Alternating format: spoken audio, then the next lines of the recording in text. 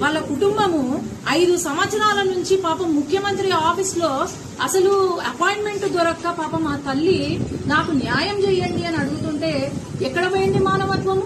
నిన్న press meet పెట్టి నా కులం కొత్తగా, ఈయన కులం కొత్త కులం, మతం కొత్త మతం, మానవత్వము అని అంటారు. సిగ్గుపడాలండి అట్లాంటి వాళ్ళు. అది కూడా రెడ్డి అని ఒక తోక తగిలించుకొని రెడ్డిగా నేనే సిగ్గుపడుతున్నా.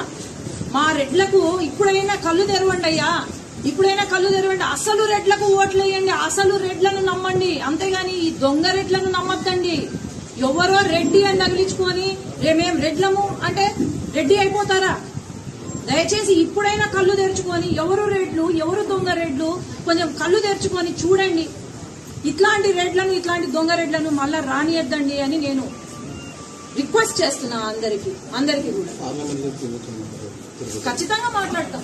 పార్లమెంట్ కాదు, నేను మొన్న ఢిల్లీకి వెళ్తే ప్రతి ఒక్క ఆఫీస్ లో ఇదే ఇష్యూ, టీవీలలో ఇదే ఇష్యూ, తిట్టుకుంటున్నారు. అసలు ఏమన్నా మనిషి అవ్వడు, ఏమన్నా మనుషులా వాళ్ళు?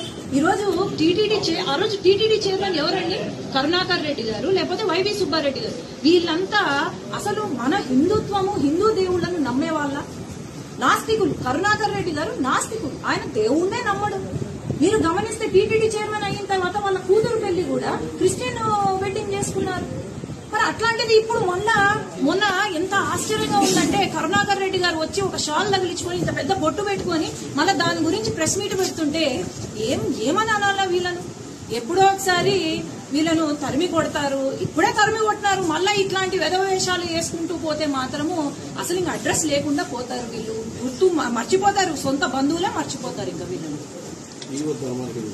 ధర్మారెడ్డి గారు కూడా ఎన్ని ఘోరాలు చేశారండి. ఈ ధర్మారెడ్డి గారు ఆయన ఇంట్లో ఎవరో చనిపోతే జగన్మోహన్ రెడ్డి గారు ఇక్కడికి వచ్చి ఆయన పరామర్శించినారు అంటే మరి అర్థం చేసుకోవాలి ఏం జరుగుతుంది, ఆడ ఎన్ని కుట్రలు పన్నినారు, ఎంత సపోర్ట్ ఉంది జగన్మోహన్ రెడ్డి గారికి ఈయనకు అర్థం చేసుకోవాలి.